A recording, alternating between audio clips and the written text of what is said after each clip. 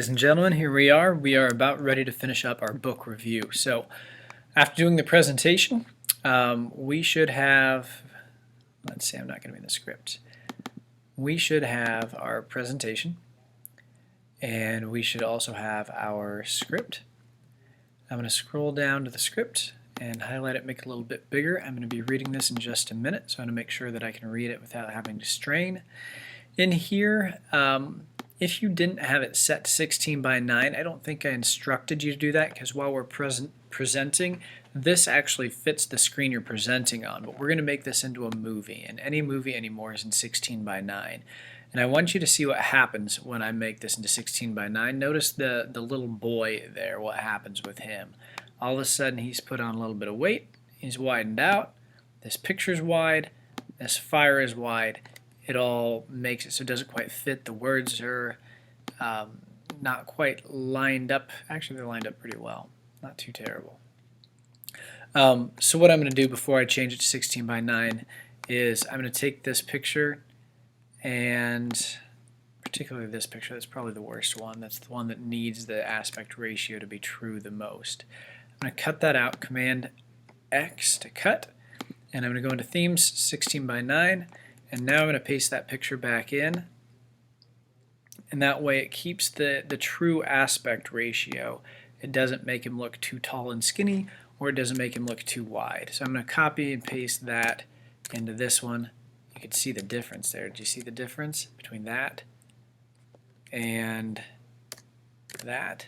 Pretty significant. So this looks like it fits all right. This is a little wider than it should be. So I might need to adjust that, make sure the picture's not terribly pixelated. Very wide fire, make sure it's centered, looks good. Alright, so 16 by 9, that's going to be important later. Make sure you do that, you don't miss that step. Now I'm going to go to File, Save As, and I'm going to save this as pictures. And if I wanted to, I could have gone to File, Save as Pictures, right here. That would have been easy. But I'd rather have you go to File, Save As, because we need to learn that there are a lot of options for how to save it. And then also the preset settings allow this to be in higher resolution or a better quality picture than if you just go File, Save as Pictures. So I'm going to save this to the desktop. Easy place to store it temporarily. I'll remember it, I can find it, and then I can delete it later.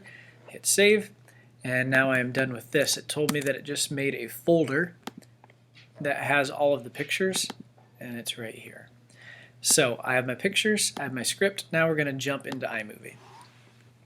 In iMovie, more than likely, there's a possibility somebody else has used this and somebody else's project is here. If that's the case, just go to Projects and click OK, and then Create New. If that wasn't the case and it already looked like this, that's perfectly fine. So first thing I'm going to do is I'm going to find my slides, draw a box over top of all of them, click and drag them in. I have them all in, and then I'm going to record my script. So here is my microphone. Click on the microphone, and now I have the record button there. My script is ready to go right behind me. So I'm going to click record. It's going to give me a countdown, and then I'll go. Shh, be quiet. Here we go, ready? How long could you survive stranded, alone in the wilderness? Set in the northern woods of Canada, Brian Robeson is left alone to fend for himself. For anyone who loves nature, adventure, and action, I would highly recommend reading Hatchet by Gary Paulson. Will he survive, find food, or be rescued? You'll have to read to find out. And then hit stop. And a couple things that you probably noticed there, I had a pause in between each section where I knew I was going to be changing a slide. You can see that with the volume level, where the higher the bar, the louder I am, and I have a break between each portion of where I know there's going to be a transition. Also, it took me a little while to find the stop button, so there's a little extra clicking noise at the end of me clicking through. So I'm going to click on that, and I'm going to get the double arrows and slide over until those are gone. Now we're going to listen to it, see how it lines up. There are a few things that are going to be wrong, and I'm showing you so we know how to fix them. Here we go. How long could you survive stranded, alone in the wilderness? Set in the northern woods of Canada, Brian Robeson is left alone to fend for himself. For anyone who loves nature, adventure, and action, I would highly recommend reading Hatchet by Gary Paulsen. Will he survive, find food, or be rescued? You'll have to read to find out. Okay, a couple things I want you to see. One, it zooms in and zooms out. I'm going to mute this so I don't constantly hear myself talking and I don't fight with myself. It zooms in and zooms out. It's called Ken Burns effect, famous for a guy on the History Channel who used to zoom in and zoom out on videos. It can be nice, but since I have this consistent background in my PowerPoints, I don't want that. It makes it a little bit nauseating, I guess. So I went up to the blue X up here, and instead of Ken Burns, I'm going to hit Fit and hit the check mark. Now, the reason this is important is it's now in 16 by 9. If we would have kept it in 4 by 3, there'd be little black lines on both sides that would be cut off. It would have black lines on each side. It's called window boxing, and it just wouldn't fit the full screen. It wouldn't look as nice. That's one thing that we need to do. After we do that, we need to line up the pictures with the audio. So we're going to go ahead and listen. How long could you survive stranded, alone in the wilderness? Set in the northern woods of Canada, Brian Robeson is left alone to fend for himself. Okay, so that lined up pretty well, but right here you can see where the lines are. That's where I say himself. That's where I want the slide to end. So I'm going to click on this. It says it's 4 seconds long. And I can click on I for info, and I can make it longer. We'll say it's 5 seconds and hit enter. And it looks like that lines up pretty well. Now, if I don't want to do that, another way I can reset it is clicking on the picture, and with a double arrow adjusting it back and forth until it fits real nicely. And we'll unmute and see how it looks. Defend for himself. For anyone who loves nature, adventure, and okay, I'm going to drag it out just a tiny bit longer. Defend for himself. For anyone who loves nature, adventure, and action, I would highly recommend reading Hatchet. Okay, it turned a little too soon. I highly recommend reading Hatchet. Okay, I want to say Hatchet right as it pops up, so you can see this line right here. When it spikes here into the yellow, that's where I say the word Hatchet.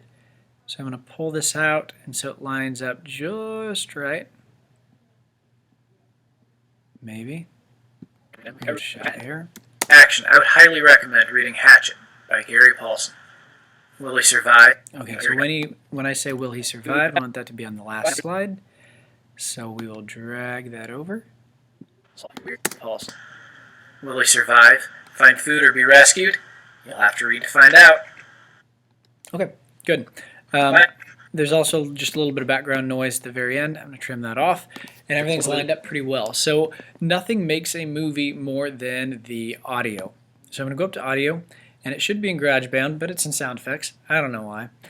Some of these are going to have just exactly what it says, sound effects. So if you find something that fits whatever you're talking about, don't make so many sound effects that it's distracting.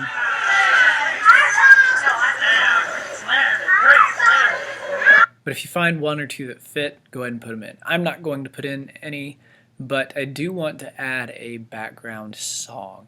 So depending on the music, you can completely change the mood of the book. So let's listen to a few. Sounds like Charlie Brown, right? Probably not something for a kid stranded alone in a wilderness.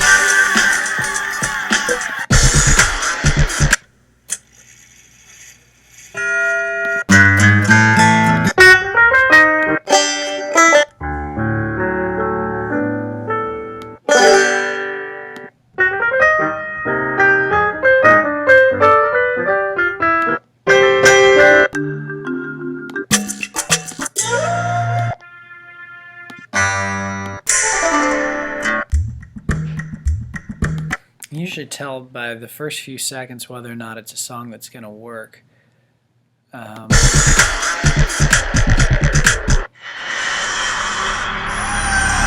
Gosh, I'd say one of the last two would be the better fit so far, but so far none of them really are just perfect. And there are tons of songs, so it won't take too long. That one sounds a little bit more suspenseful. I think that one might fit pretty well. Down at the very bottom you see a little musical note. So I'm going to click and drag that down there and make sure it's below what you recorded, because it could replace it otherwise. And then I'm going to go to the very end, get the double arrows and drag it. Whoop, get the double arrows and drag it. And actually what I just did the first time, I'm going to move this back. That's a fade, and so it'll make it fade out. We don't want to do that. Okay, so volume is where the great green line is. I'm going to pull that down so it's in the background, and my voice is the main part. So here's what we have. How long could you survive stranded, alone in the wilderness? Set in the northern woods of Canada, Brian Robeson is left alone to fend for himself. For anyone who loves nature, adventure, and action, I would highly recommend reading Hatchet by Gary Paulsen. Will he survive, find food, or be rescued? You'll have to read to find out. Okay, so all lined up pretty well. I am going to drag this out just a tiny bit longer for the background noise, but not much. Let's see. Okay, so the reason I did that is at the very beginning we have an intro. This is the intro, Hatchet by Gary Paulsen. At the end we're going to say who the book review is by, so that's where you get credit for it. And we're going to do that using titles, and you can pick whatever you think is fitting. I probably wouldn't do the ridiculously long title credits like this. We only have by you, and so I'm just going to drag it in. Type in book review by Mr. Anand, and then I am done. We're going to make this short and sweet. The very end looks like this. Oh, we'll drag it out so it lines up with the end. To find out. Oops. To find out. Read to find out. And then I'm done, and that's it. So we're going to go to File, Share, and we're going to share the file and name it whatever the name of your book is. And then review by your name. And we can make this as high a resolution all the way up to 1080p. 720 is plenty high for what we'll be using it for. And then we hit next and save. And I don't know that I'm going to wait for the entire thing. We'll see how long it's going to be. There's a little circle up in the top right corner, and it's like a piece of pie, and it will slowly start moving as it starts saving. If you close out before it's done, it's not going to work. You'd close out too soon. That said, if you do close out, it automatically saves your progress down here. It won't save the video file. So right now I have a iMovie file. If I open it up, it would look exactly like I have here. As soon as this pie is filled in, I want to show that. It shows that it's on my desktop. Now it's a movie file. I could stick this on YouTube. I could stick it on a USB drive or whatever. As soon as I open it, it's going to be a video file. How long could you survive stranded, alone in the wilderness? All right, very good. So that's about it. Hand it into the classroom, and you are done.